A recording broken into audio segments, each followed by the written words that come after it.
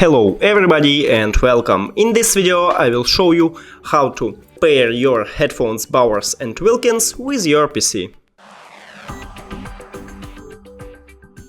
You have to start by press at the Windows button on your keyboard and write Bluetooth.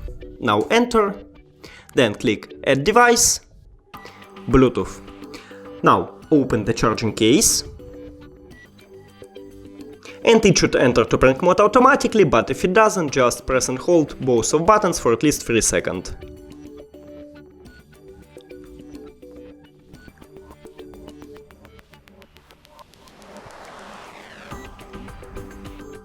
Here we go. Now it should be at the device list.